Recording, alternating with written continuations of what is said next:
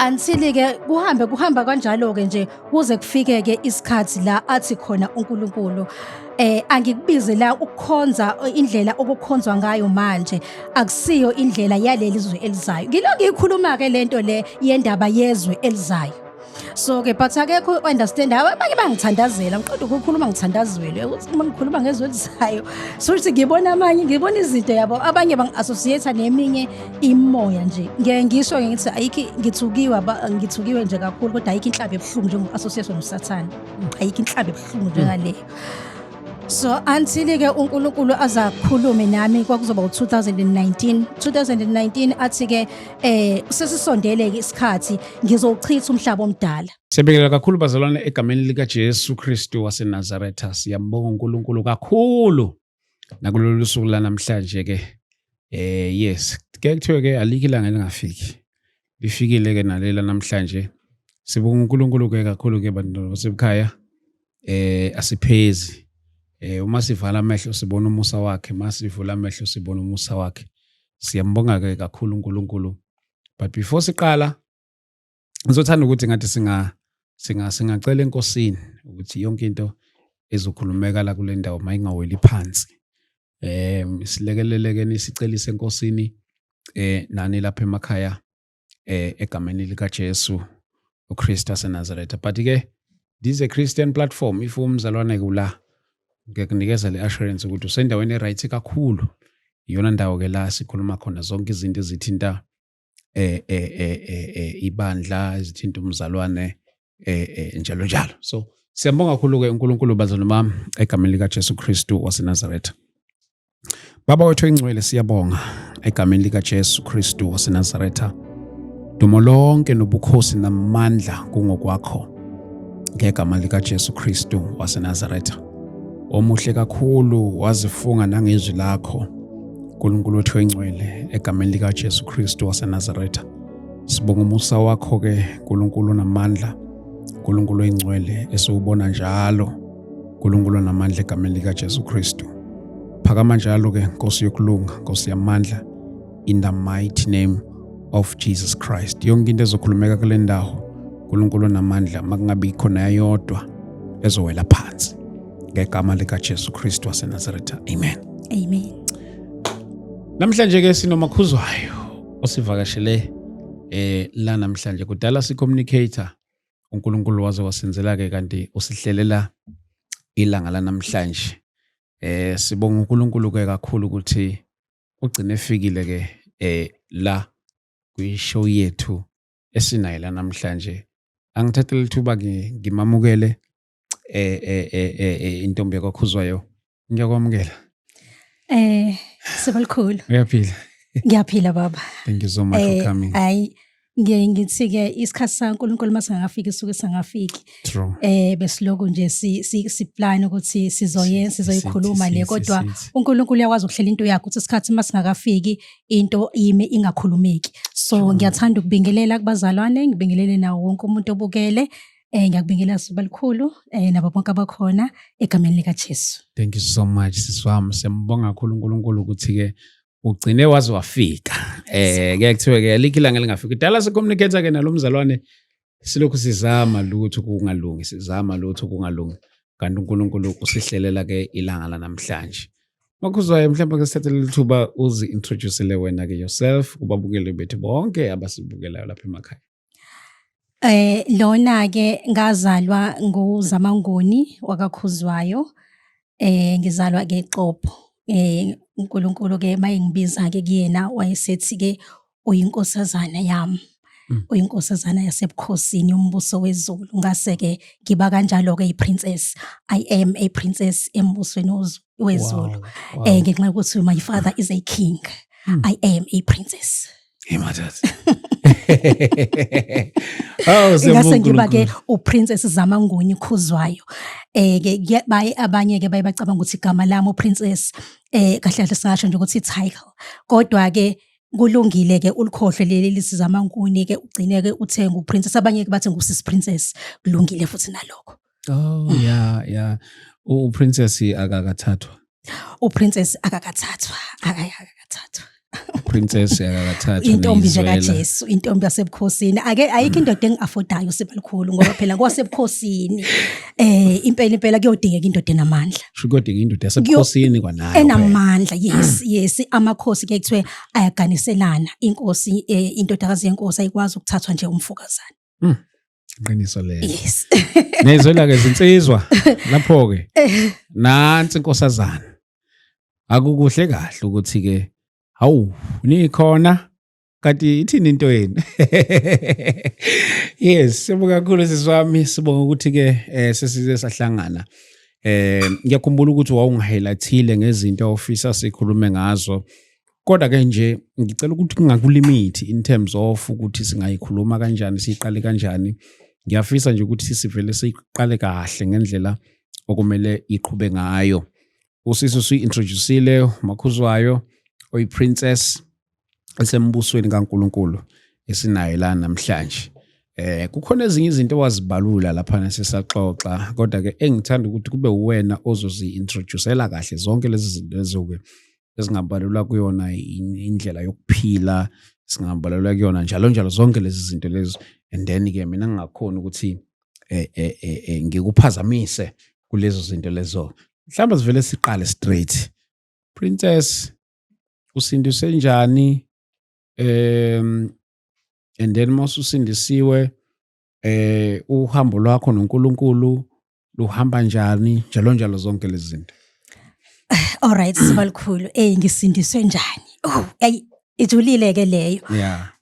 Ake ngiqale nje ngisho ukuthi bengiyintombazane nje ngizalwa ekhaya elingasindisiwe, ekhaya elazisa amadlozi. Okay. Sikhuliswe kanjalo nje, isikhuliswe ngesiphandla, sakhuliswa ngempepho nomsamo. Ngakhula kanjalo ke nje futhi ke bengayithandi nje le ndaba yensindiso. Sibalikhulu afuna uqhubela amanga. Bengayithandi nje makushonyayelwa nje, ayi cha, bekuthi makushonyayelwa ngibe ngisho nje ukuthi hey namanga lamadoda.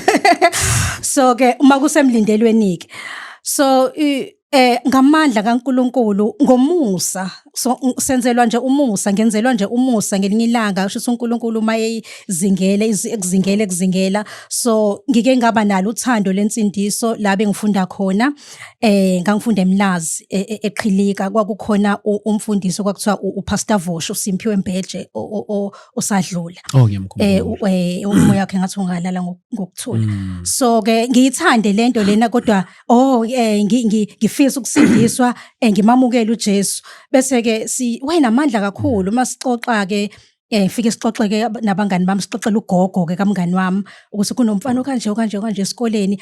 Ugogo kamngani wami ayicrasha yonke leyo nto, ayishaya athi ningaphinde niye lapho, akulungile. Angeke ngisho ukuthi wabiza ngani, kodwa nje wathi ayilungile lento, phumani lapho. Hayi ke ngiphume kanjalo ke endabeni yensindiso ke, ngiqhubeke ke ngithanda le ndaba yensindiso. Kuthi ngelinye ilanga izinto ziyabheda Sibalikhulu. AboNkulunkulu mangabe kufuna ngempela, ziyabheda izinto, iphenduke ibheke phezulu. Ziyabheda izinto, uyabona mase ungasenalutho emhlabeni, ungaseyilutho, kodwa ngenxa ukuthi ke ngangiyigwala ngisaba ukuyibulala, kodwa iyona into engangiyifisa ngoba yikho into enganginayo. So ke kwenzeka ukuthi khona omunye umakhelane wami ngengimusho ke ngoba wesilisa kanti futhi usethathile, abese ethi sisi ayiyona impilo lo yiphilayo, akekho umuntu ophila kanje. Basaba nokuthi ngizoyibulala umakhelwane, ngiyahlupheka nginalutho. Abese angizamele iscraper nje se-radio, angizamele i-radio. So le radio ke kuhambe ke iyayihlanganiswa ke, ngengenawo ama-button. Wangithi uma ngivula ngihlanganisa izintambo. So njalo mayifile ngangiyisa kuyena, kodwa agcina sengifundisile ukuthi ivulwa kanjani. Njalo ke mayifile fanele ngeke ngixhumeke.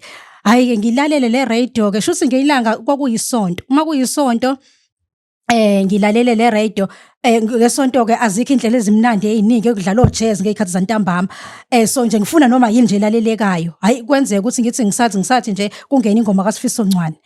ngilalele-ke hayi ngiyayithanda-ke umusic we-gospel, ngilalele kuSifiso Ncwane kudlala iMbokodo FM. Okay. Uloku eshilo-ke umfundisi lo ukuthi sizoba nomfundisi kozongena lana umpostoli P.D. Ngcobo uzongena. Ngiyazi mina ngithanda into yentshumayelo, ngiyayibalekela intshumayelo, ngiyazi ukuthi uma kwangena nje umfundisi sengishilo ukuthi angeke ungithole mina mpostoli, uma kwangena nje ngiyashintsha isiteshi. Uthe mayethi uyangena nje umfundisi sengithi ngiyoshintsha-ke isiteshi ngqi akusasukumeki. Akusasukumeka, ngisakwazi ukunyakaza ngendlela engangingafuni ngayo ukulalela, ngangifisa ukuvala kanje amadlebe, indlebe. Mangifisa ukuvala kanje ngithi nginyusa isandla ngisibeka lana, ngingabi nawo amandla ukucindezela kanje, ngalalela ngenkani. Washumayela umfundisi wayesethi noma usukwenze konke usuhlulekile kodwa ukhona uJesu, bekulahle bonke ungasenabani urejectiwe, khona uJesu osindisayo. Kwaba-ke ukwamukela. Ngesikhathi eshumayela umfundisi kwakukhona into ethi usho kumina, ngishaya uvalo, nginesiqiniseko sokuthi usho mina, ngoba wathi mayiqeda ngathi ngiyabonga baba, ngiyabonga Nkosi, ngiyavuma. Nangempela wamemezela imvuselelo yase-Albert Park, ngashona khona ngaphakamisa isandla kwaba usindiswa. Ngenzelwa nje umusa, ngabanjwa. Madod. Ngenzelwa umusa, ngiyambonga kakhulu uNkulunkulu. Through administration kaMpostoli P.D. Ngcobo. Yes, namhlanje nje ngisindisiwe, ngihamba noJesu-ke seloku-ke kwabanjalo nje azange kangiyeke uJesu. Ngithe sengisindisiwe-ke zenzeka-ke izinto, ngithi izinto zami vele ibheke phezulu akukho okulungayo. Uma ngisindiswa ngingasho ukuthi nokuthi kube ngcono, ngabona zibheka phezulu kakhulu kunaqala. Zavele zaphenduka kakhulu kunaqala izinto. Mangisindiswa nje-ke ngiqaleke ngingamukela uJesu bese ngiya kwi-local church, ngifike ngibhabhadiswe. Mangiqeda ukubhabhadiswa, mangibuya nje ngiqala nje ukuzwa izwi likaNkulunkulu, ngangisemotweni ngiphuma kobhabhadiswa eSiphingo, ngezwa uNkulunkulu ekhuluma nami. Kwakhuluma umzalwane la ethandaza, umvangeli wayibhabhadisa eshayela, umfundisi ehlele eceleni, wakhuluma nami-ke uNkulunkulu wathi ngikubizele ukuthi uzokhuluma indaba zami ezinkulu, uzohamba umhlaba wonke. Ngaqala lapho ukuzwa izwi laNkulunkulu kuze kube manje. Walokho engithwele kanjalo uNkulunkulu engisebenzisa, and futhi ekusindisweni kwami angibanga nayo-ke inhlanhla yokufukanyelwa. Ngibe nomfundisi, ngingasho nje ukuthi angikaze ngibe naye umuntu owubaba kumina, ngaze ngibe naye umzali enkosini. Ngasindiswa nje uNkulunkulu wasengihlalisa kuyena, wahamba nami wayifundisela mina kuze kube manje nje kusawu uNkulunkulu nje. Asingeneke empilweni yakho-ke nje, impilo yakho-ke after ukusindiswa sukwamukela uJesu, impilo iyaqhubeka, impilo yakho yokukholwa nalempilo yakho nje wena self, ezinye zezinto uzibalula lapha sixoxa, nanendlela yakho yokuphila nje engathi mangilalisisa ngeza ukuthi akusiyindlela efana nanoma ubani, unendlela nje ethile. Yes. Ngasekhaya-ke nginamagama amaningi engaphiwa wona, elinye bathi isocial ikhuzayo, elinye kuthiwa yiChina. Ngabuza ukuthi nena why nithi ngiyiChina? Kwathiwa-ke ngoba yonke into oyenzayo siyazi nje akuyona yala. So nje ngilo muntu nje onamathalente amaningi, ngiphiwe iy'phiwo ey'ningi, ngiphiwe amathalente amaningi. Ngiyahamba-ke senginaye uJesu, kodwa zonke lezi iy'phiwo zami azingisebenzeli. Wonke lamathalente awangisebenzeli. Uma nje mhlambe ngike ngathi ngizama ukusebenza ukuze ngenze imali, ngenze inzuzo, hayi vele ibhede kakhulu izinto. Kuba ngcono uma ngivolontiya. Sengifikile-ke sengiyakholwa, ngiyazama phela nami ngizama ukuba nomzali, ngoba phela ngenza into eyenziwayo angithi ukuthi kufanele ube nomzali ukhuliswe ebandleni. So-ke ngizame-ke ngiqaleke ebandleni lokuqala, ngiyamuzwa uNkulunkulu uyakhuluma nami, ngikubizele ukukhuluma indaba zami, uhamba emhlabeni wonke. So-ke ihambe lento-ke izicace-ke ukuthi ngikubizele ukuqala imvuselelo. Imvuselelo yezofika, imvuselelo isikhathi esizayo, awusiyo walelizwe. Into eyenza uNkulunkulu mayiveza kahle i-identity yami uthi awusiyo wakulelizwe, ungowelizwe elizayo. So manje mangikhuluma nayo lento, ngivele nje ngikhuluma isiGreek, ngikhuluma isiGreek nje ngoba akekho okwazi ukungizwa. Ngithandazelwe ngihambe nezinto sengihambile zonke iy'ndawo, wonke amabandla ayizwakali lento yami engiyikhulumayo. So-ke uNkulunkulu aze ayimbuleke lento mayiveza i-identity yami ukuthi into eyenza ukuthi ingakusebenzeli ukuthi wenze inzuzo, iy'phiwo zakho zonke ezokuthi ungikhonze ngazo, ezokuthi uministerishe ngazo. So-ke ngingasho ukuthi impilo yami kwi-ministry njalo bengiphakathi kukaNkulunkulu nomfundisi, njalo ngiphakathi kukaNkulunkulu nebandla. Ayamukeleki nje into yami nasebandleni ngiyazama ukukhonza and as ngikhula spiritually nayo lento iya ngokukhula. So-ke kufika isikhathi-ke 2015 uNkulunkulu angibizele entabeni ebese ethi ngifica ingelosi eziwu-5 zikunika i-light bese ziyasho ukuthi uzohamba-ke ukhanyise zikhulumeke ngalo lonke-ke ubizo lwami ukuthi kuyoba nje bese emva kwalokho-ke uNkulunkulu aqaleke ungithuma-ke emabandleni, uthi ngizokuthuma ngikubize ngikuphe ukuthi ungafani nabanye abantu. Into eyenza ukuthi ungafani nabanye abantu ingoba ngikunike i-ministry yey'ngelosi, okusho ukuthi you are 100% human and 100% angel.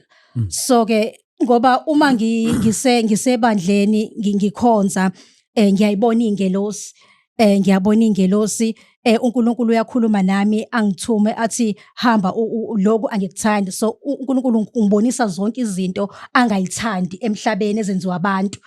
So-ke besethi-ke umsebenzi wakho-ke ukuthi utshele udlulise umyalezo kubazalwane ukuthi akuyekwe ngoba mina uNkulunkulu angithokozile ngakho. But kunento-ke yokuthi ukhuluma nje ubani, akekho ongaziyo ukuthi ngubani, akukhonzeki nje nabantu, abazalwane abangeneki nje. Abazalwane mangithi ngiyabangena, abazalwane abangeneki nje, baphuma ngapha, ukukhonza kwami konke nje akubanga kuhle. Lilodwa nje usuke engilikhumbulayo laba mnandi ekukhonzeni kwami, okwakuhamba abazalwane nje phambi kwami behambe bephikisana nje ngento ethile, bephikisana ukuthi ubani omkhulu kunomunye. Wathi omunye mayiphenduka-ke bheka mina efuna ukubuza ukuthi ubani omkhulu kunomunye, wayesethola mina, wabuza-ke ngaphendula sahleka. Ilolo nje usuke engilikhumbulayo olwabamnandi nje ngahleka nabazalwane ngoba nje akwenzeki nje ukuthi kube khona ukuthokoza. Kodwa mangiphakathi ebandleni kuba khona iy'ngelosi ngiyayibona, iy'ngelosi ziyangibona, iy'ngelosi ziyangamukela, iy'ngelosi they honor me, ba-honorishe i-presence yami. Kube mnandi. So i-community engibhilonga kahle kuyona nengingena kahle kuyona ile yama-angels, abantu nje abangeneki nje, baphuma ngapha. So ngihambe nje kuze kube manje ukukhonza kwami nje kunjalo. Kunjalo nje kuningi sebalikhulu ngingakhuluma kushona ilanga uma ngathiwa angikhulume ngempilo yami, kodwa nje kube yiloko ukuthi angingenanga kahle endabeni yebandla. Kuze kufike-ke isikhathi la uNkulunkulu mangehla entabeni-ke esengitshelileke ukuthi-ke ngikubizeleni, khona la ngafika khona kwelinye ibandla eMlazi. Uma ngifika kwelinye ibandla eMlazi, umfundisi asho ukuthi wayibhale phansi nebhuku lakhe abhala kulona zonke izinto uNkulunkulu ayikhulumayo kuyena. Asho ukuthi kukhona owesifazane la uzofika, uma efika umgcobe. So uNkulunkulu vele usengithumelile lapho kulelo bandla, sengihlala ngakhona lapho, ngihlala ngakhona lapho usengithumelele khona. Useshilo ukuthi ngizofika laphayana ngiministerishe kanjani, ngizogcotshwa, emva kokugcotshwa kuzokwenzakalani. Umfundisi-ke mayesho-ke afundise omunye umzalwane ukuthi athi funda la, afundeke lo mzalwane ukuthi khona owesifazane kanje mayifika umgcobe. So kwenziwe-ke lokho, kumfundisi akwenzeke lokho, uNkulunkulu akuveza kuyena-ke ukuthi angigcobe. So ngingane nami ngithanda ukusindiswa ngazi lutho, nalokugcotshwa ngazi ukuthi kuchaza ukuthini. So-ke enze ngendlela-ke enza ngayo-ke. So emva kwaloko ngangicabanga ukuthi ngiyasizakala, sibalikhulu, ngangicabanga ukuthi impilo yami izoshintsha, ngangicabanga ukuthi impilo yami izoba ngcono. kodwa ngingasho ukuthi izinto zaba worse kwaba buhlungu kakhulu kwaletha ipain nemisery enkulu empilweni yami ngoba manje uNkulunkulu emva kwaloko sengigcotshiwe ikhona lento evuke ngamandla khona nomlilo ovuthayo and akuvumi ngithule ngiyahamba emabandleni ngiyakhuluma nala ibandleni ngiyasho into uNkulunkulu afuna yenzeke kodwa akuhlangani ayikubambeki ayithatheki so ke iqale lapho ke impilo yami emva kokugcotshwa lowo ke ibe nzima mangifika yonke indawo la ngifika khona isebandleni ivele ethule nje ukukhonza kuthule nje imvuselelo ivele ithule ngisho ngaye emvuselelo ngifika itende livutha kulo 2 days kade ngingekho ngilizwa livutha mangithi ngiyafika ngosuku lothathu ivele nje ipheliwe imvuselelo khona itende engingafika kulona endongeni lapha eMlazi kwakule tende elikhulu bayazi ke abazalwane lapha endongeni kujwayele ukufika la amakhulu la sinamba ama10 kwakukhona abazalwane abebesuka abapostoli babebaningi besuka kude ko Pretoria kephi inkulu kakhulu leyo mvuselelo uma ngifika ngifike kade ivutha imvuselelo kushiwo sekumenyezelwe nasebandla lesibazalwane ngaphuthela iyavutha imvuselelo uma ngifika ivele ithule imvuselelo ithi nya Nkosi yami kwenze njani ngakayinaki but lento le ngisamncane nami bakhala abafundisi basiyaqala ukubona into enje siyaqala ukubona into enje sikaze siyibone selonga abamfundisa ngaze ngiyibone into enje yonke indawo ke la kuhambe ngize ngiyinote lento ukuthi hayi khona man la ngifika khona akuhambe kahle but lento lena angazi ngizoyitshela bani angazi ngikhulume nobani anginayo umuntu omzali kumina wakamoya anginayo umuntu engikwazi ukukhuluma naye noma ngikhuluma akekho ngizwayo njengoba ngisho ukuthi ngivele ngikhuluma isiGreek nje eyenzeke lento isebandleni la ngikhonza khona hayi khona so ke until uNkulunkulu azambuleke iqiniso lokuthi angivumi owami nje ogcotshiwe angivumi ukuthi abe sendaweni anga-honorishwa angikuvumi lokho iyathula iyo into eyenzakalayo ukuthi izinto ebezizokwenzeka lana ngesikhathi kukhonzwa mina ngiyibona embonweni ngesikhathi kukhonzwa la yonke into ebizokwenzeka la wonke umuntu ukuthi lo waya bezokhululwa kephi lo wayana ubanjwe yini bezokhululwa kephi so manje angazi ngitshele bani uma ngithi ngiyakhuluma vela kubi kuhle kube sengathi nje uyabona nje into zonephaphayo kuba sengathi nje akekho phela oshoyo in words but uthola lento yokuthi nje yabona nje kube naloko kucikeka angisazi ngizotshela bani angisazi ngenzeni until ke kuhamba kanjalo ke nje kuze kufike ke isikhathi la athi khona uNkulunkulu angikubize la ukukhonza indlela okukhonzwa ngayo manje akusiyo indlela yaleli izwe elizayo ngiloko ngikhuluma ke lento le yendaba yezwe elizayo so ke but akekho understand abanye bangithandazela ngiqoda ukukhuluma ngithandazwele ukuthi mangikhuluma ngezwe elizayo so ukuthi ngibona izinto yabo abanye bangi-associate neminye imoya nje ngisho ngithi ayikho ngithukiwe nje kakhulu kodwa ayikho inhlambi ebuhlungu njengo-association noSathane ayikho inhlambi ebuhlungu njengaleyo so until ke uNkulunkulu azakhulume nami kwakuzoba u2019 athi ke sesisondele ke isikhathi ngizowuchitha umhlaba omdala ngoba sengihambile nawe ngakhombisa zonke izinto ezingicasulayo ezinye izinto sibalikhulu izinto esingakhulunywa ngazo abazalwane abangazazi enye yazo uke wakhuluma ngayo ke umpostoli ukhuluma ngokuthi abantu kunemkhosi esiyenzayo sabantu njengomkhosi kaNomkhubulwane umkhosi uthi uNkulunkulu mayechaza umpostoli uthi angisenzanga isivumelwano nabantu sokuthi abakhuphukele entabeni bayocela kwinkosazana thizeni angikwazi mina kusikho kwami but ngenxa ukuthi vele isikhathi sokuchithwa komhlaba sokubhubha komhlaba sesisondele angikwazi ukuvumela leso sikhathi sifike ngingabalungisanga abantu nakwizono abangazazi nakwizinto abazenza bengazazi ngenxa yokukholwa ngoba ukukholwa enhlizweni kuyamnyakazisa uNkulunkulu ukukholwa enhlizweni kuyamthinta uNkulunkulu ubheka laba abantu abakhuphukela entabeni bethi beyocela imvula bethi beyocelani kuNomkhubulwane bethi beyohambisa izipho ubheka ukukholwa ukuthi bakwenza bekholwa bacela kumina ngempela uNkulunkulu uzobheka inhliziyo uyabona ukuthi bacela kumina ngempela labantu futhi bakholwa kumina ngempela ngokuthembeka angikwazi kungabasizi ngoba akuyona eyami le abayenzayo, angivumelananga nabo ngenkosazana thizeni abayocela kuyo.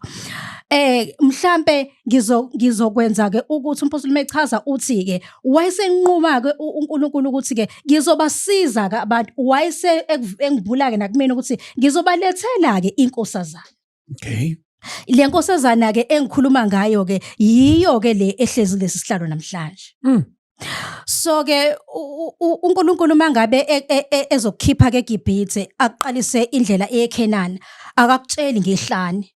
So angitshelwanga mina ngehlane uNkulunkulu mayingibiza ke ungitshela ke ukuthi ngikuvusele uyoba inkosazana abantu bayokupha izipho enza ke isivumelwano ke yezwa siyavela ke lezivumelwane lesi sifuna uNkulunkulu ukuthi abantu uma bekwenza ke ngizobanika bayayithanda lento yabo yenkosazana angizobanika ke eyabo ke. So ke uthini usenza ke isivumelwano ke phambi kwabantu izivumelwano nabantu ke ukuthi ke uyinkosazana uzongiseva bakuphi izipho benze konke lokho abakwenzayo engingakwazi mina engingavumelananga ngako nabo. Ngakwenza ke lokho it was 2019 ngakubiza umhlangano sasikhona la eThekwini kwelinye lamabandla kodwa abahlangene bebandla kwakuyimina nje wangena emsakazweni wayikhuluma le ndaba ngabamema abantu bangihlonipha abantu bafika ngobuningi babo futhi ngahlonishwa kakhulu amadoda ngahlonishwa ubaba bangihlonipha bafika ngayikhuluma ke lezi ndaba wayesethi ke uNkulunkulu emva kwaloko mase ke sengizenzile isivumelwano wayesethi ke njengoba ngisho ukuthi awutshelwa ngehlane bayokupha izipho abantu bayocela bonke abantu abacelayo ngiyobapha lokho abakucelayo. Hey sibalikhulu kanti angazi ukuthi lezi zipho uNkulunkulu akhuluma ngazo inhlamba. Hey bangithuka abantu yonke into engangiyithenjisiwe angakayiboni.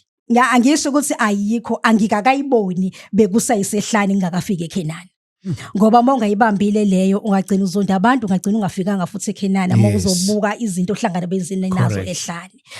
So ke kube njalo ke udluleke umhlangano usengisivumelene nabantu ngiqaleke bese thi ke uNkulunkulu abantu sebengicasulile kakhulu ngidiniwe ngibathukuthelela abantu ingakho konje emhlabeni bangicasule ngalendlela ababengicasule ngayo ngize ngibhubhisa umhlaba ngendlela kaZamcolo ngesikhathi sikaNoah. Kodwa ke angeke ngisawubhubhisa umhlaba ngoZamcolo ngenxa yokuthi ngathembisa uNkulunkulu uyame ezwini lakhe futhi uNkulunkulu mayisenzile isivumelwano akashintshi. Noma izimo sezithi ke buyela lapha ya kodwa ngeke uNkulunkulu akakwenzi. Ngeke ngisawubabhubhisa abantu ngendlela kaZamcolo. Kodwa wona umhlaba ngizowuqala kabusha. Ngobani ngoba abantu sebengicasulile abantu basukile kwi-purpose yami yokuba lethe emhlabeni abasebona la bengangifuna babeyibona nomhlaba uso-rearrangeekile sokuyinto mina engayazi engakuhlelanga ukuthi ube yiyona ngizowuqala kabusha ngoba nokukhonza abasangikhonzi ngendlela abantu engifuna ngayo mina uNkulunkulu bangikhonza ngendlela abathanda ngayo abantu bayangikhonza impela bayangithanda bayangidumisa yebo ngenhliziyo bayakholwa futhi yimi kodwa abantu bahlakaniphile basebenzisa kakhulu ukuhlakanipha kwabo ekukhonzeni abantu kunezinto eziningi ababambelele kuzona enjengemali. Imali iyona sihamba phambili ekukhonzeni kune inequality emabandleni umzalwane onganalutho ephaketheni kuba nje into kwangasiwo ipurpose yebandla lelo. So ke nezinye izinto ke ngihambe indlela ende ke sibalikhulu even before ngisindiswe into ekiplan kaNkulunkulu ngempilo yakho ayishintshi nanoma ngabe wena awuvumile kodwa ayishintshi kuba ukuthi ngenxa ukuthi awuvumelene nayo izokulethela nje ubuhlungu. Correct. Yes. So ke ngihamba ngiphuma ngena ngike ngahlala emgaqweni ngihambe ngiphuma ngena ngahamba ngingena la ngiyaphuma ngiyangena la and futhi uzubona ukuthi bengingahambi ngedwa khona bengihamba naye ngingene la engangenwa khona ngaphuma la ngaphunywa khona. Ngikhumbula ngesinye isikhathi I was homeless ngena indawo okuhlala ngisemgaqweni ngake ngathathwa umngani owathi waseMaritzburg ngijabulanga ngangilonely ngaso sikhathi ngathola umngani waseMaritzburg wangingenisa kwenye indawo wathi wangithatha kwathi hayi woza eflatini lami ungivakashele mngani ngijabule mangifika lana ke hawu kwenzakalani kanti lana bayabhema lento abayibhenya kanti bayadayiswa la kuphela into enzakalayo uma ufika lana ufika unikwe nje isiphuzo esinalento esinayo uphuze uma iphela emzimbeni iphinde unikwe esinye ize uzungakwazi ukuphila ngalento legcina usuphila ngayo ebusuku niyaphuma nonke niyodayisa kuphila leyo mpilo la ngingene lapho ngibuke yonke impilo ephilwa la. So it happened ukuthi lo baba engilethwe kuyena uma ngifika ke lana ke anginayo ikhaya kodwa phela ngangiyithanda ke ngisamncane and ngangimuhle. So ke uma ngena lana kuthiwa sifuna into ezinjena ke Mbali sifuna into ezinje ngizolisha igama baningi oMbali sifuna into ezinjena ke la. So ke nginikwe ke nami isiphuzo sifakiwe lutho kwaqala indlela aba reacta ngayo kwaqala ukwenzeka hayi buthadile yayi nginikwe lesiphuzo ngiphuze angifaka imali wayinebhola lemali angifaka imali ephaketheni uyangidlalisa nje angifaka ucwebe la angifaka amaringi usangixoxisa nje okay to cut the story short phia phazanyisa ifoni ngigcine ngiphumile lapho ngoba ngathi mangithi enena sengiyabona ukwenzakalani la sengiyasaba ngicela ukuphuma ngivela ngidedele ngifuna ukuveza lento ukuthi ngingene endaweni ngiphume endaweni okungaphunywa kuzona ngiyacabanga ukuthi kwaqala ukuphuma umuntu ungena umuntu lapha aphinde aphume ngoba bathi bayakhuluma uthi hayi boy wathi uphazamise le call walahla phansi ngempama umuntu wayemxwayisa uthi hayi bona kuvulela umuntu akanakile ufocus la kwile call embambile. Ngaphuma kanjalo ke ziningi nginezitori eziningi ngaphuma lapho ngangena kwenye ngaphuma lapho ngangena kwenye ngaphuma lapho ngangena kwenye so ngizama ukuveza lento ukuthi bese ngihamba indlela eningi endeke uNkulunkulu engivezela izinto azimcasulayo angasifuni emhlabeni so ke uma ke kufika lesi sikhathi ke lesi ke sokuthi usefuna ukuchitha umhlaba ukhuluma ngokuthi ke ngiyawuchitha umhlaba ngenxa yalezi zinto ke ozibonile ngasindiswa wangikhombisa angayifuni ebandleni zonke ke ngenxa yazo zonke lezi zinto ozibonile ngiyawuchitha ke umhlaba. Ngimemezeleke ngiyiqaleke le ndaba ngimemezele ngisho ukuthi uNkulunkulu uzokuchitha umhlaba aqala umhlaba kabusha asizilungisele uyangithuma uNkulunkulu ngithuma lapha yahamba utshele lo waya ukuthi ngizomsebenzisa kanje emhlabeni omusha ngoba ke leyo ke kuba yimvuselelo maqala umhlaba omusha kuyoqala ke imvuselelo yokugcina the end time revival. Kwaprofethwa ke kudala ukuthi umhlaba uyothi before ubhubhe kube khona imvuselelo eyoduma umhlaba wonke ivuselele ubunjalo bomhlaba.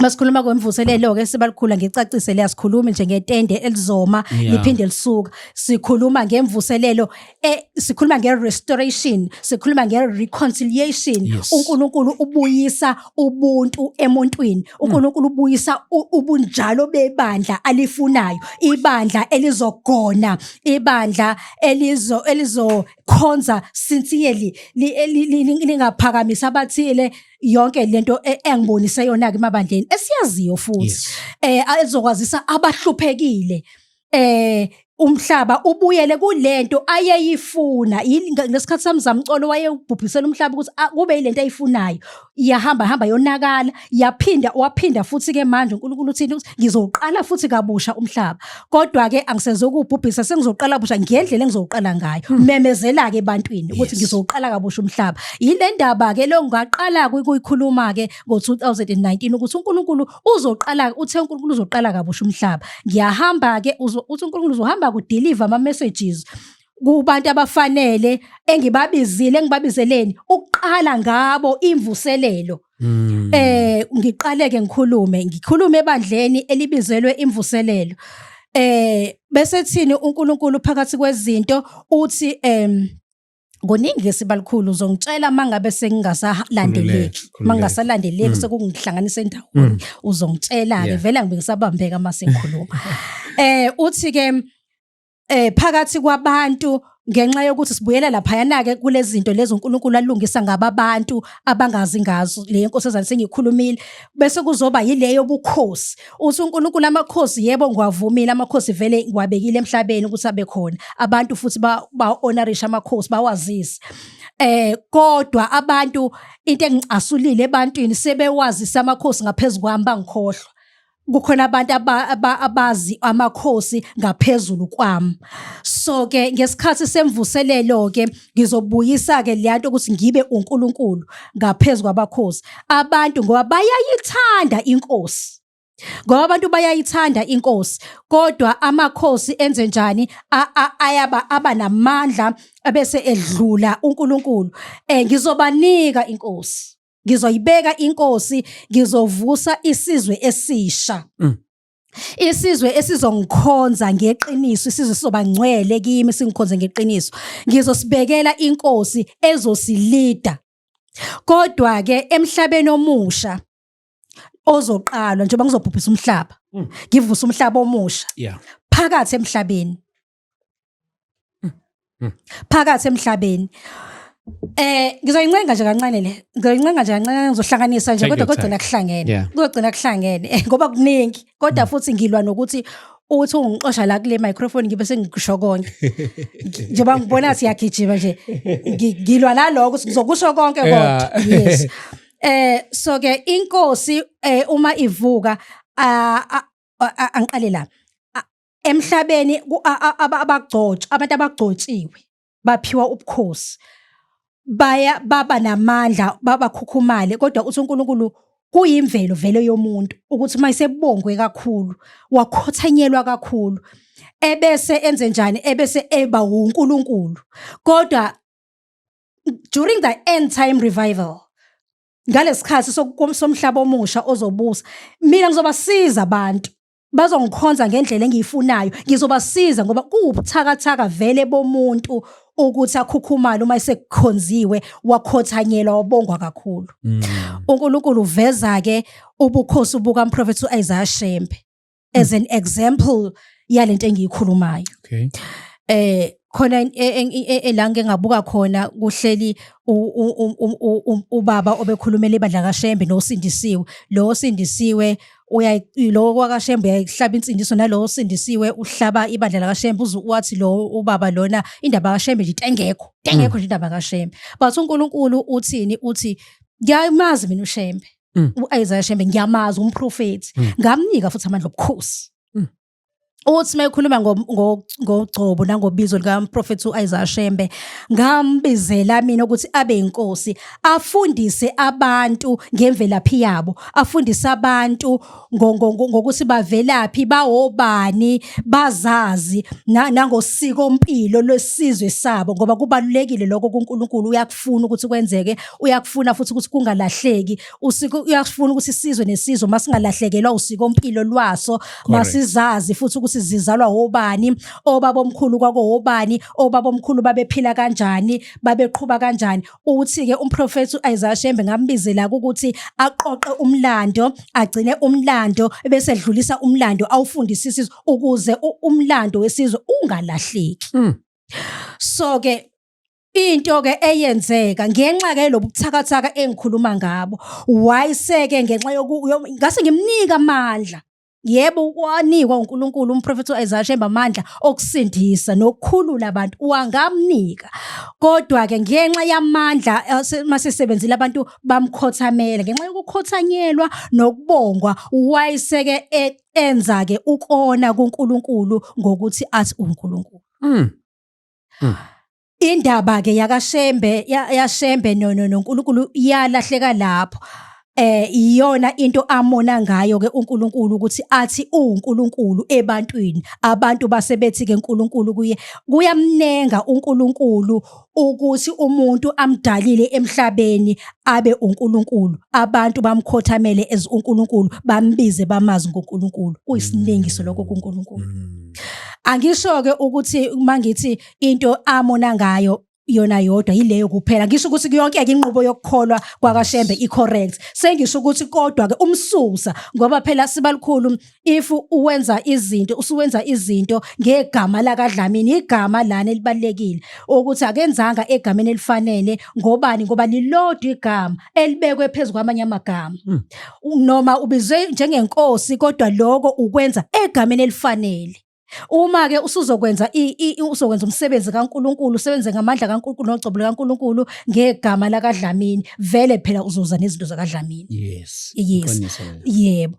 Kwenzeka kanjalo, but kuthi-ke uNkulunkulu-ke ngomusa wakhe nangothando lwakhe ngizobasiza abantu. Ngoba abantu bathi uNkulunkulu ngoba bemkholwa ngempela yena uNkulunkulu. Bekholwa. uNkulunkulu akakwazi ukuvumela sesibheke esikhathini se-rapture sibalukhulu. So uNkulunkulu ulungisa abantu, angithandi lento yokuthi salusubuya Jesu uma kwenzeka lezi zinto besathi umuntu salusubuya Jesu. Cha. Abuye kanjani uJesu uzohlwitha bani makunje? Aqale abantu balunge kuqala. So ke ileyo ke inhloso ye-end time revival ukuzolungisa abantu ukuze ngesikhathi sisondele sofika sokuhluthwa kwebandla ibandla libe khona. Yes. uNkulunkulu nomusa ubenzela abantu ukuthi ngeke akujabulele ukuthi ngoba ngihlwise lezo dlanzana bese dedela abantu bechitheke. Kade bekhonza ngempela. Bekwenza ngempela lokho abakutsheliwe bengazi. So ke uzoveleza lelo qiniso ke lokuthi ke nakho ke okucorrect. So ke uthi ke ngizolisiza ke ibandla ngokuthi ke ngilambulele iqiniso. Ngizoyivusa futhi enye inkosi. Ngizoyivusa futhi enye inkosi. Kodwa nansi ke into esizokwenzeka ke emhlabeni omusha ongizoqala kabusha ube yibandla lami. Umuntu mangimvusa ngimnika amandla obukhosi, angisezukumnika amandla aphelele. Angisezukumnika isambulo ngizomnika isambulo, ngimnike nemfundiso afundise, kodwa imanifestation yesambulo akazukuyiphatha, ayizuqhamuka ngaye. So ke ekuhambeni kwami ke bengisalapha yana ukuthi ngaqala ke ngahamba ke ngithunywa ke ukuthi ke uNkulunkulu kubizile uthe nangu imission yakho eqaleni kwemvuselelo. Nayi imishini yakho iqaleni kwemvuselelo. Phakathi kwabo abantu ke engithunywe kubona ke kuyokhothama ukuthi ke emhlabeni omusha uzoqala uNkulunkulu kubizile wakunikeza le mission. Uye ke lo ubizwe njengenkosi. Ngoba uzoyivusa enye inkosi uNkulunkulu ezodlulela futhi ubukhosi bayo obuzodlulela esizukulwaneni nasesizukulwaneni njengoba ubukhosi bukaShembe. So ke uyakwazi ke lokho ubaba uNkulunkulu amkhombile njengenkosi. Ngakhuluma mina futhi uNkulunkulu akakhulumi into kaNkulunkulu nje imnandi ngoba uNkulunkulu uyikhuluma ngayo yonke indlela. Bakhuluma futhi abanye emva kwami, ngiyakhumbula ebandleni ngangikhona wakhuluma futhi umzalwane wakhuluma umbono. Waseyawuchaza ke ubaba ukuthi umbono uchaza ukuthi mina ngibizwe njengenkosi, wachaza bangichaza nje. Wafika futhi umfundisi wezoshumayela ebandleni wakhuluma uNkulunkulu ngenceke yakhe ukuthi wakhuluma nebandla ukuthi ibandla maliqale limbize ubaba njengenkosi, lithi kuyena inkosi. They must refer to him as a king. Uma leqala lenze njalo ibandla uyobeke esemambulela ke ukuthi esemnika ke umbono ngoba la emhlabeni omusha ziningi izinto ezihlukile sibalukhulu emhlabeni omdala nasemhlabeni omusha ovusiwe. Awunikezwa isambulo phambili, awunikezwa yonke uqala ngesambulo but uqala ngokuvuma isambulo usithole bese kuthi omncinyane bese kuba uyena onikezwa amandla okumanifesta isambulo osikhulumile. That's correct. Yes, usikhuluma nje ungazi. Ubaba ke waqala futhi ke njengokubizwa kwakhe njengenkosi, waqala ke wakhuluma izinto zasemhlabeni lo omusha oqalwayo. Waqala ke wakhuluma ngendaba yeGoshen, wayikhuluma nayo indaba yokuvusa futhi komhlaba phakathi emhlabeni, the nation within the nation. Wayikhuluma ukuthi siyoqala nje siwumndeni sibe yisizwanyana siyogcina siwumhlaba phakathi emhlabeni. Waqala wakhuluma ngendaba yeGoshen experience. Lena ke sizoyibona ke manje okuzothi makwenzeka izinto uthola ukuthi sekunabahlengiwe ababuyiselwe eceleni ukuze bona bangatholi izinto ezizobe zenzeka emhlabeni njengoba kuhlelwa iGosheni eGibhithe. Abantwana bakaIsrayeli bahlelelwa indawo okwakuthi makwenzeka izinto eGibhithe zingabatholi, nasemhlabeni ke kuzoba njalo. Abamkhonza ngeqiniso beyisizwe sakhe singcwele, the nation within the nation, siyohlelelwa iGosheni bese kuthi ke abaseGibhithe zithi izenzeke izinto eGibhithe abaseGosheni abaka-Israyeli zingangeni eGosheni. Yes. Ngilana-ke Sibalukhulu sengiqalile-ke ngiyakhuluma ngithi indaba ngizolokhu ngiya le ngibuyele nje. So-ke makuqalwa-ke sikhuluma-ke le ndaba le yokuthi-ke uzoqala kuvuse uvuke umhlaba omusha uzochitheka. Angilithande lokubhubha. Angilithande lokubhubha ngeke ngakuveza kuwena Sibalukhulu ukuthi lokubhubha angilithandi ngoba manje liya ku-rapture. Okay. Liya ku-rapture kanti i-rapture cha sikakafiki kuyona kusalungiselelwa ibandla yebo isondele kodwa sikakafiki. So-ke ngiqaleke ngibakhombeke even amabandla bayazi abafundisi abaningi bayangazi la eThekwini. Ngifike ngisho uNkulunkulu ubizile ibandla uthe ibandla elaqala labizwa uqala imvuselelo the End Time Revival ibandla eliholwayo nguye ubaba obiziwe as a king. So-ke nabanye-ke abafundisi baseThekwini bayangazi ngifikile kubona. So-ke uma-ke isiqala-ke sikhuluma le ndaba bese kuthi uma kuzophela u-2019 bese athi-ke uNkulunkulu biza bonke-ke abantu ubatshele-ke ukuthi sesisondele-ke isikhathi esizofika esizoba umfuziselo walesa sikhathi waleya Gibhithe leliya elizayo. Kusho ukuthini lokho? Kusho ukuthi kuzofika isikhathi sokuchitheka komhlaba. uNkulunkulu usivezela ukuthi ngizowuchitha kanjani umhlaba omdala lo engasawufuni. Usivezela ngani-ke ukuthi-ke mayikhuluma thina ukumbuleka kumina ukuthi ngokusukela ngo-2020 kulesizonke lesikhathi silesana se-corona sokuba khona kwe-corona kuzoba mnyama. Nami bengikhuluma kanjalo njengoba kukhuluma abaprofethi besikhathi ukuthi kuzoba mnyama. Ngiyambonga kodwa uNkulunkulu ukuthi ningaqali Sibalukhulu ninginike ithuba lokuba kwi-microphone uNkulunkulu aqale nje angisebenza ahambe nami angifundisa angikhulisa ngoba nami bengizomemezela ngithi bantu lindelani kuzoba mnyama. Kusukela ngo-2020 ngesikhathi sokuthi sonke yonke leyo period kuzobe kumnyama kuve sekungabi mnyama abantu balwe nami. Ngiyabonga ukuthi angithola ngalothu ngoba kungenze lutho nami njengoba ubabuza nje ukuthi uzothini mase ngenzeki athi umuntu ngine-shock zokwenzeka into okhulunywa uNkulunkulu kuwena uyikholwa ngisho ngakhodla ngeyibhamu. Nami-ke ngangizomemezela ngithi kuzoba mnyama kanti uNkulunkulu akasho ubumnyama lobu ubumnyama obonakalayo usho isikhathi esibi. So-ke uNkulunkulu kuveza kumina makuqala-ke isikhathi se-corona ukuthi nasi-ke isikhathi ubumnyama bengikhuluma ngabo. Yabona? So-ke isona sikhathi-ke lesi sikhathi se-corona besiwumufuziselo wesikhathi esizayo. uNkulunkulu uzobachitha kanje abantu. Ziningi-ke ezinye izinto-ke uNkulunkulu azifuziselile ukuthi uzowuchitha kanjani umhlaba omdala kuyona i-corona kuphela. I-corona kube zonke into ezenzekile nje i-looting.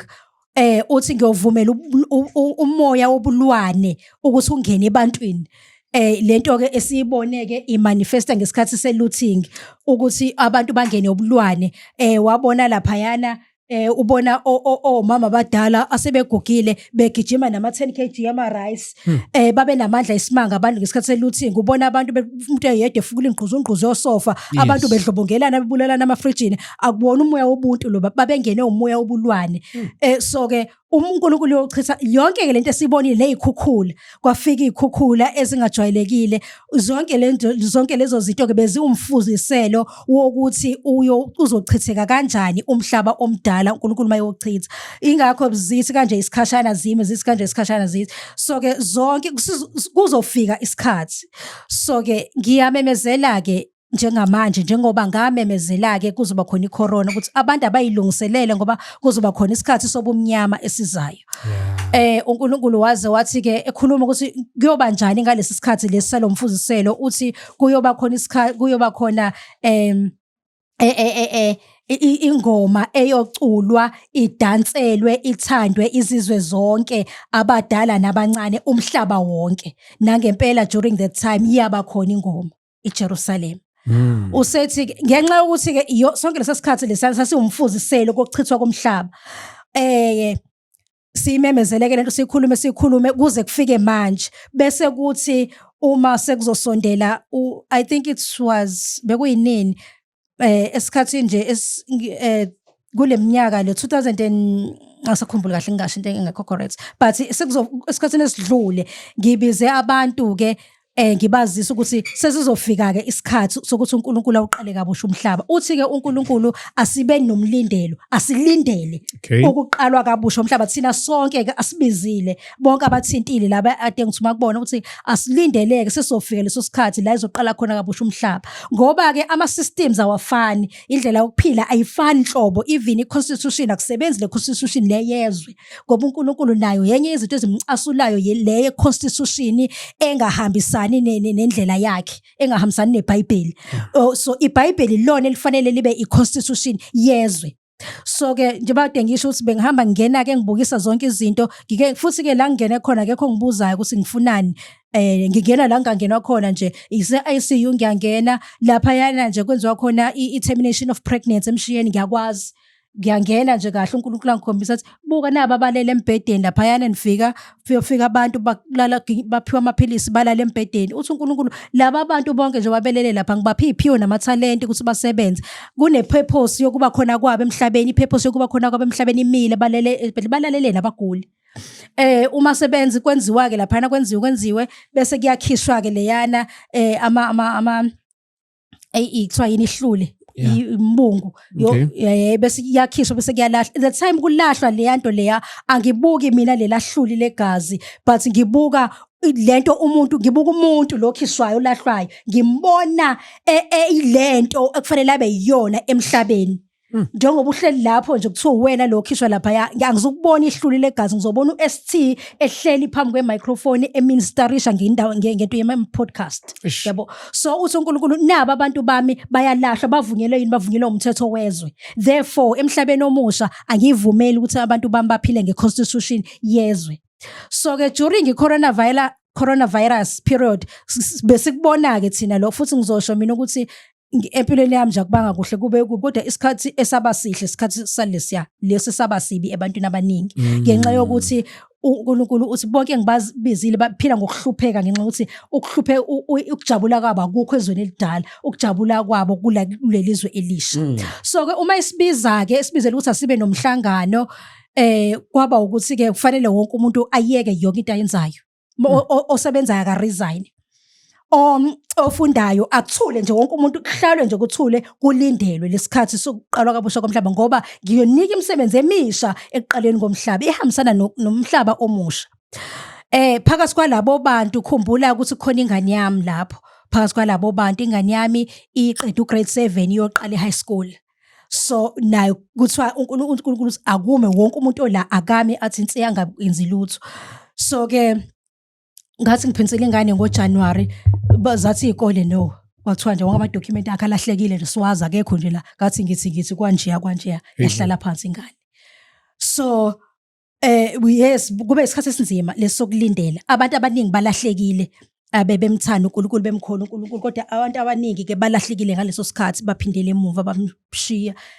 ubizo likaNkulunkulu kube nzima nakumina kube nzima kakhulu ngenqambamanga kube nzima kangangokuthi ingane mhlambe 3 or 4 times ngiyiphinisela esikoleni ngibe sebuthakathake nje ukuthi hayi no man ngiyiphinisela esikoleni kodwa ke kungenzeki ke so ke kwaze kwafika ke lesi sikhathi but uNkulunkulu ngiyangisho ngithi into usukuzwisa ubuhlungu uma uphambana necebo likaNkulunkulu ngoba lokho okusuke ozokuzuza kukhulu kakhulu kunaloko usuku ukuphusha wena ukukwenza ngoba during that time ingane ngayibona ishintsha yazi izinto ezinkulu uqala ikhampani wenza yonke into ku cellphone wenza izinto ezinkulu zonke izinto nami engizenza ku organization angisaqashi umuntu akusakhokhela umuntu wenza yona ngiyambuza nami ngithi lezi zinto lezi zazi kanjani ubuzwa yimina nami xaka mina nguma wakhe yabo so ngenxa yokuthi uNkulunkulu uyasho ukuthi nana ungadayisi ngobuzibulo wakho mangiphinisela ingane esikoleni ungadayisi ngobuzibuko ngoba lokho azokufunda kukhulu kakhulu akayukufundiswa umuntu mkhulu umvuzo wakhe.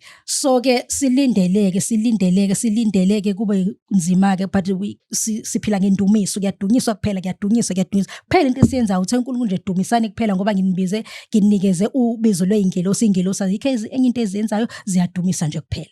So ke kuze kufike ke isikhathi esibe mnandi empilweni yethu kakhulu, which is September 2025.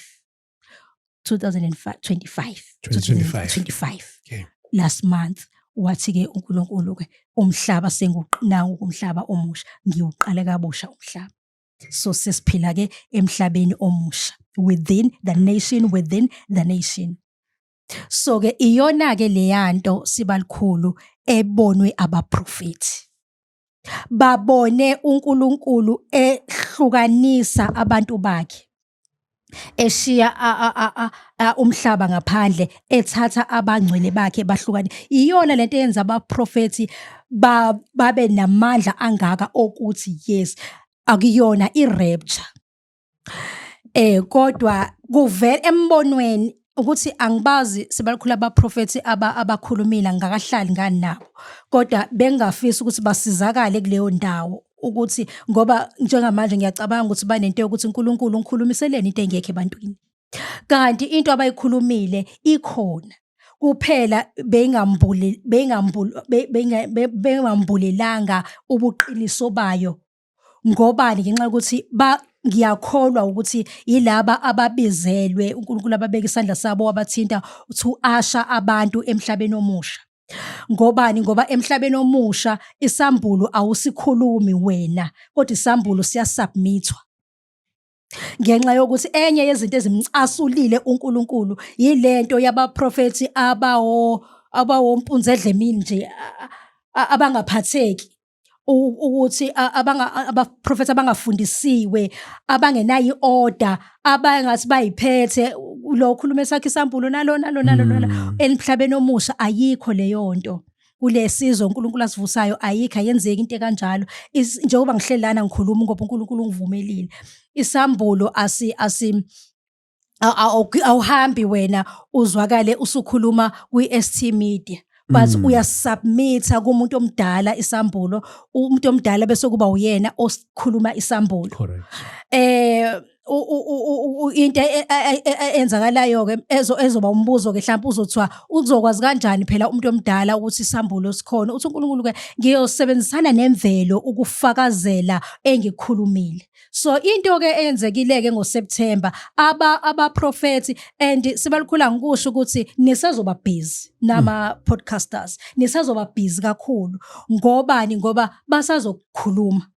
basazokhuluma njengoba beshilo beza neyokuthi kuzoba njani, kuzoba mnyama emhlabeni, kuzoba nje, baseza nenye futhi, kuze enye futhi. Ngenxa yani? Ngenxa yokuthi ngiyakholwa ukuthi nje bese ngishilo babizelwe ukuseva kulomhlaba lo omusha, kodwa bona ngenxa abazi. And ikakhulukazi abaseGoli, abaprofethi baseGoli, ngiyazwelana kakhulu nabo, ngoba ekuhambeni kwami ke abaseThekwini abaningi ngiyaba nabo, sisizane, bayasho ukuthi ngibonile uNkulunkulu ehlukanisa, ngiyakholwa nami indaba ye-rapture ngoba ngimbonile. Then bachazele ukuthi no, akuyona i-rapture but ikanje indaba. eGoli ngifikile ngoba ekuhambeni kwami ke ngiba-deliver ama-messages kwabaseThekwini, ngafika naseGoli. Okay. eGoli uNkulunkulu wasihlolela ke ibandla lizosamukela ukuze sifundise-ke, sidlulise lezi ndaba ukuthi khona umhlaba omusha ozoqalwa kanje. eGoli bangasamukela. Angikusho nje eThekwini ngiyabonga abafundisi bakhona bangamukelile, bangihlonipha, bangilalela. eGoli nje asamukelwanga. Nhlobo nje umfundiso wakhonjwa uNkulunkulu ukuthi asamukele, wakusho nje wacaca ukuthi nje mina nje ayikho into engingayizwa ngomuntu ohluphekayo. Mina ngazi uNkulunkulu we-provision, umuntu ohluphekayo nje, futhi ayikho umuntu onjesu wahlupheka noJesu nje. Mina uyedwa umuntu ongangihluphekela uJesu kuphela, ongangitshela into okuthi utho. Yebo. Sabuya nje eGoli, sihamba kancane siphoxekile, kade siyokhuluma indaba ezinhle, siyofundisa ukuthi sisizane nabaprofethi bakhona. Basazonihlupha nje abaprofethi baseGoli ngenxa yokuthi abalazi iqiniso. Bengathi mina-ke ongaba nokukholwa into engiyikhulumayo angasondela sikwazi ukuthi sisizane, ngoba uyogcina lahlekelwa ukukholwa ngoba imbono ivela njengoba beyibonile. Kusazoqhubeka futhi njengoba iBhayibheli lisho nje bayobonga othulela umoya wami komadodana namadodakazi bayobona imibono before the day of the Lord. Kusazokwenzeka basazoyibona imibono banicela ithuba bahlale bakhulume ukuthi sekuzoba nje emhlabeni sekuzoba nje kuzoba njalo nje kuze kube sekugcineni. So ke ilana ke into ukuthi ke waqalwa ke kabusha ke umhlaba ingakho ngithe isikhathi masingakafiki suke singakafiki. Shothi ngiyakholwa ukuthi besingakafiki isikhathi sokuthi ngikhulume ngalesa sikhathi until kufika isikhathi sokuqalwa kabusha sesingaqala ke sikhulume thina sonke ke sibiziwe sishumayele ke siqalile ke end time revival sizoshumayela ke. So ke ngiyamemezela ke sibalikhulu namhlanje ngemvume yakho ukuthi umhlaba yebo usuzochithwa kodwa kukhona isikhathi esizayo ke kusho mina akushongo umunye umuntu akushongo neBhayibheli kusho mina ukuthi ke isandulela sokuhlwithwa komhlaba. Okay. Kusho mina ngikhetha ukusho njalo ngobani ukuze kuzwakale kahle kumuntu ukuthi bangathi ke umhlaba baphinde futhi babuye bathi uzohlwithwa umhlaba. Isandulela uzochithwa umhlaba sesisondela isikhathi sokuchithwa komhlaba. Hayi lelo kubhubha ngoba ukubhubha irapture kulokuhlwithwa khona kodwa umhlaba kuzowuchitha. Uthini kuNkulunkulu uthi njengoba ke ngesikhathi ngichitha umhlaba ubhubhisa umhlaba sasazamcolo ngabe kuphawu oluyi-rainbow angithi as isivumelwano sami esisha nabantu. Ngesikhathi ke futhi uma ngiqala kabusha umhlaba futhi ngiyophinda futhi ngibubeka isivumelwano esisha phezulu esibhakabhakeni okuyoba i-crown yenkosazana. Okay. The word crown means corona. The word corona means crown. Ukushuthi kuba uphawu loba yiphawu lwecorona.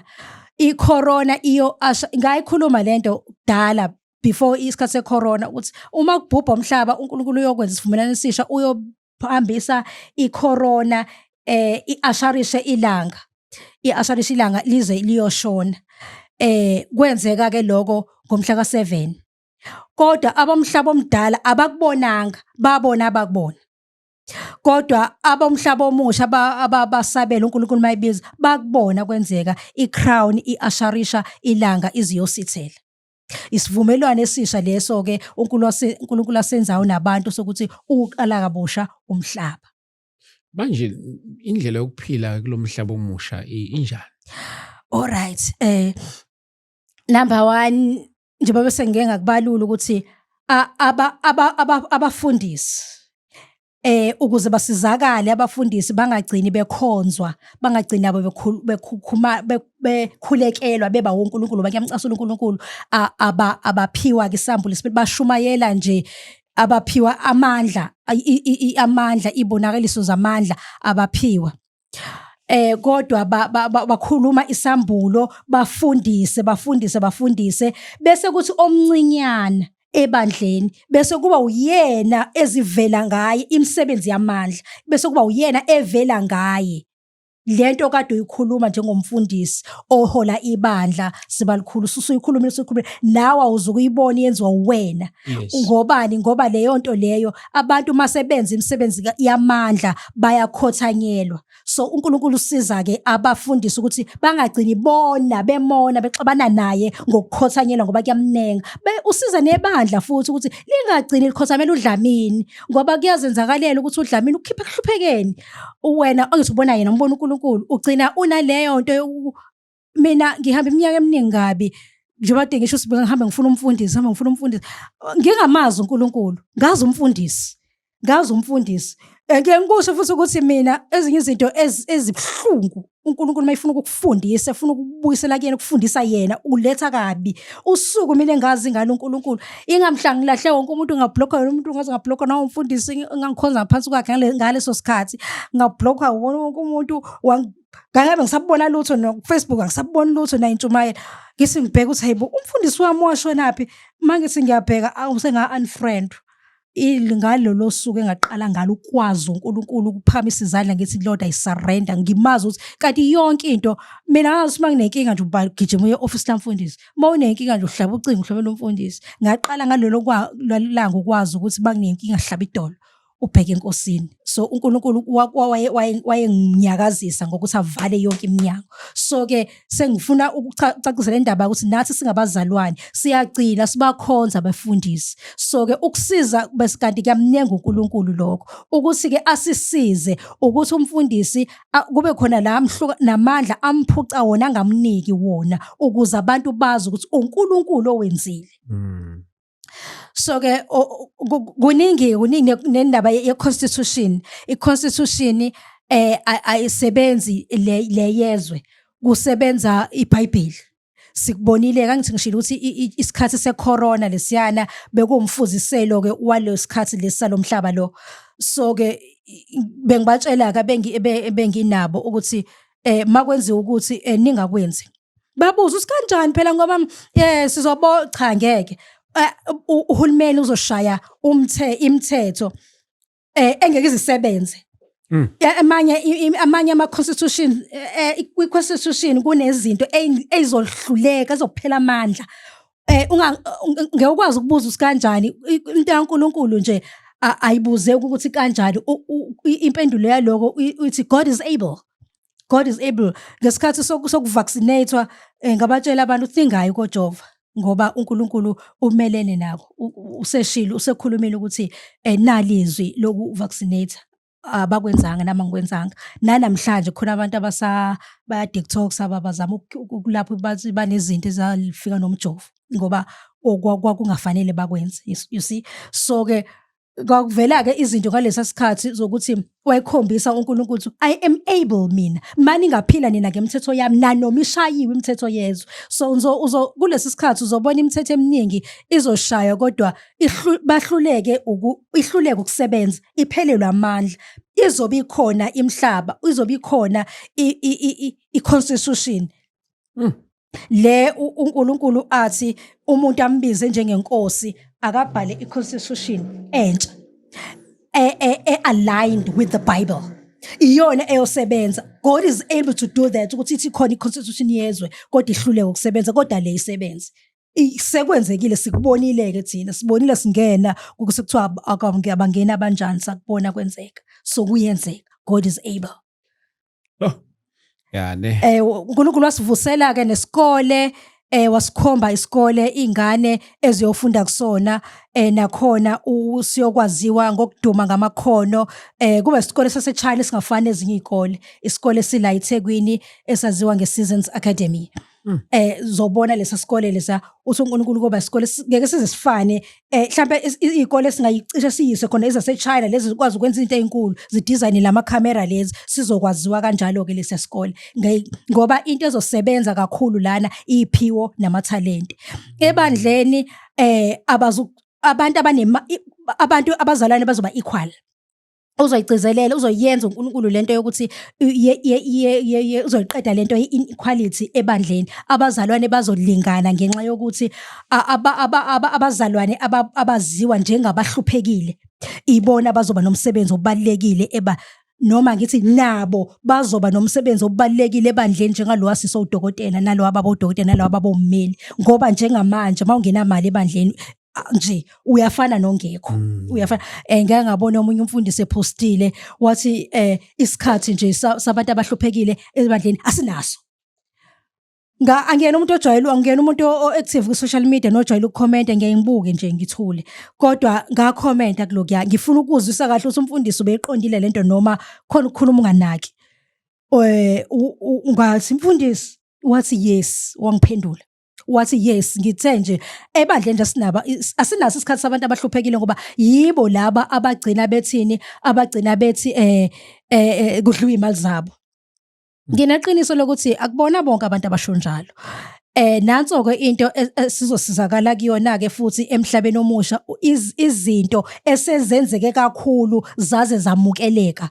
Sizothola ukusizakala kuzona ngoba shothi kuyenzeke kakhulu le nto mhlawumbe yabantu abathi bengenamali bakhulume angazi kodwa uyasho njalo impendulo yamfundisi athi bagcina bekhuluma la bethi badlelwe imali zabo kodwa bengakhokhanga lutho so asingeni. So ke yonke ke into engikhulumayo ngiyibonile yenzeka kumina emhlabeni omdala zibe ningi inhlupheko zami ngenxa yokuthi uNkulunkulu uthe ngifuna ubone. uNkulunkulu akakuthumi uyokhuluma ebantwini into ongayazi noyingabazayo nongayibonanga, uyadla ngokukudlulisa kuyona uyibone. Makukhulunywa ngale ndaba le yemali, abazalwane abanemali ekukhonzeni, ngifika ebandleni uNkulunkulu angithume kulona ukuthi mawufika lapha kulela bandla uzofica kukhulunywa indaba yesakhiwo. Isakhiwo, isibhilidi kuzokhonzelwa kulona. Nakho kuyofika ukwenza ngey'phiwo zami, nakho kuyofika ukwenza, uyofika wenze nje bese kuba khona isakhiwo. So-ke ngifike-ke nami-ke ngiyajabula-ke ngithi mina hayi ngizokhuluma indaba ezinhle uNkulunkulu angithume zona. Ngifike-ke nangempela kuvele kukhulunywe ngayo le ndaba le, ngithi mina hawu, glory to Jesus.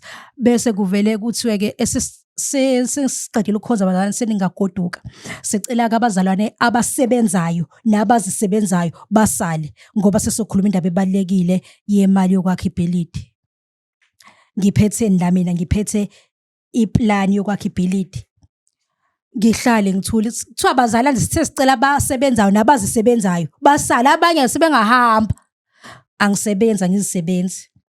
Ngasukuma ngaphuma ngihamba, moya wami ukhala, ngikhalela ukuthi ngiyaphuma ngiphethe i-gift ezosebenza ukwakha isakhiwo sebandla, ngaphuma nayo. You see, ileyo nto ke si-experience-ayo emabandleni ukuthi uma ungena mali kanti uNkulunkulu ngama-gift akho uyakwazi ukuthi kuleyo mhlaba esikona omusha kuzosebenza kakhulu ama-gift namathalente.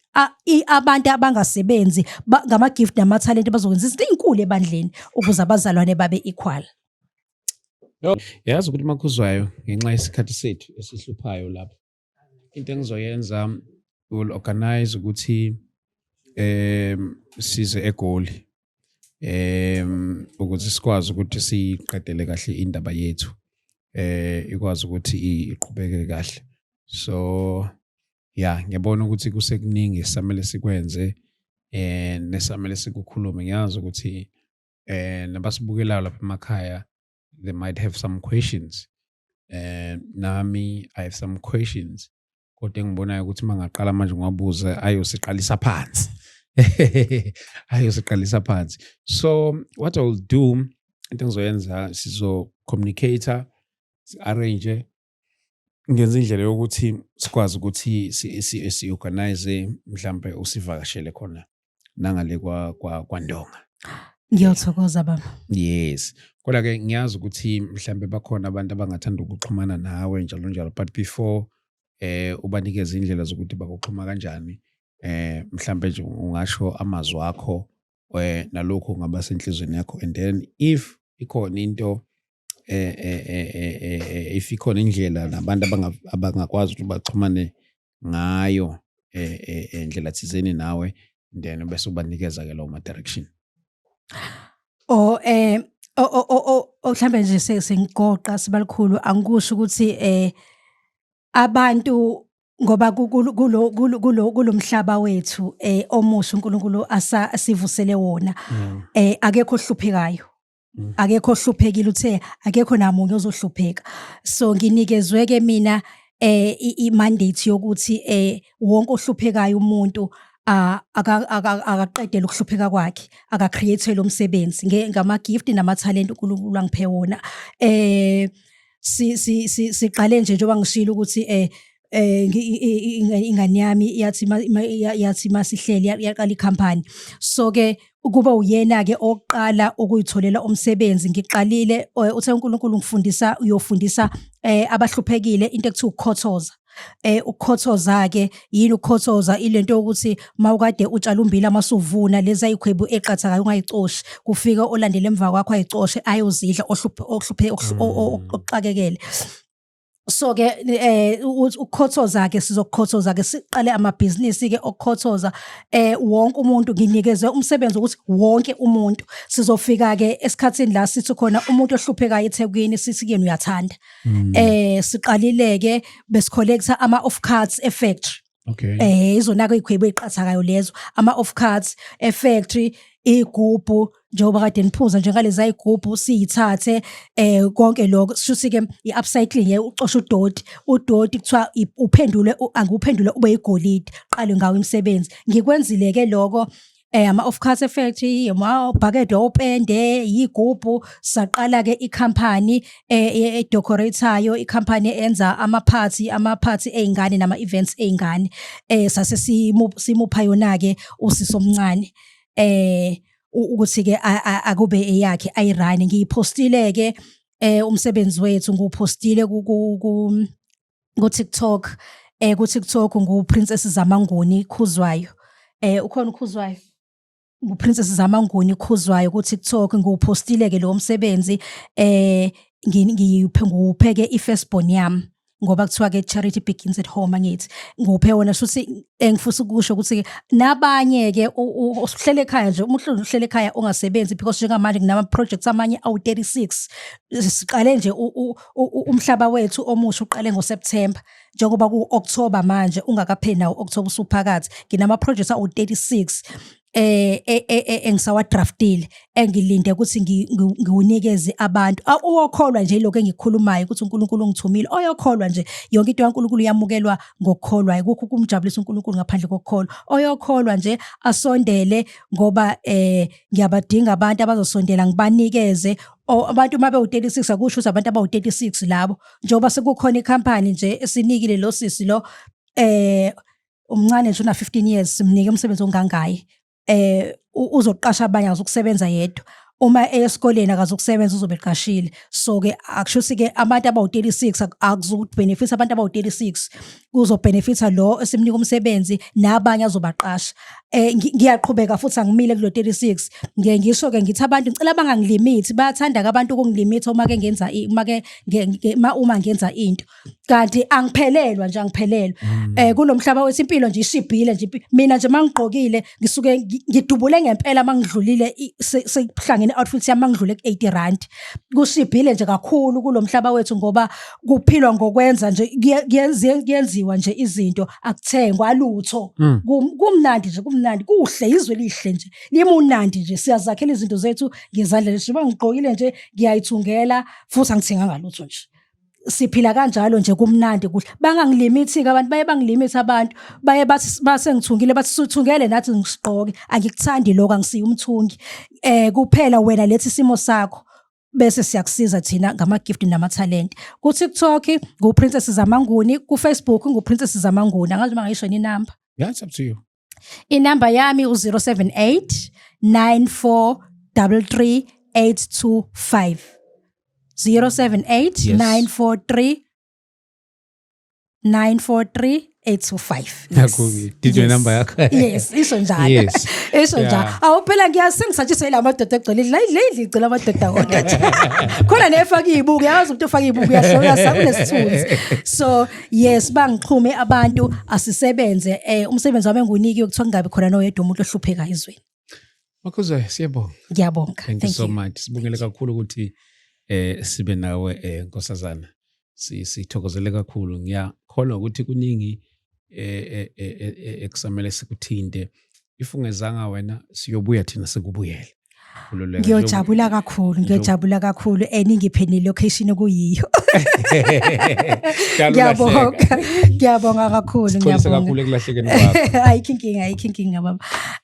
Ngibongile kakhulu nje ukuthola le thuba. Yes, balikhulu, ngiyajabula. Ngajabula ukuthola lenye ithuba kuningi njengoba ngisho nje ukuthi yabona nje angiphoza lapha ngizama ukukuphanga nje. Ngiyathemba ukuthi ngobe sengirelaxile sengikhuluma nje kahle, ngasajahile. Yes. Sithokoze kakhulu Makhuzwayo. Thank you. Bafowethu siyabonga kakhulu lapha emakhaya. Yes, ake sibambe la because of time. Namhlanje usazobuya futhi sizokhona ukuthi sesiphonsa nama-questions ke esesiphendula ke lapha nalapha, ngoba nginamanye ama-questions ngiyazi nani nama-questions, kodwa ke washile lama-details akhe.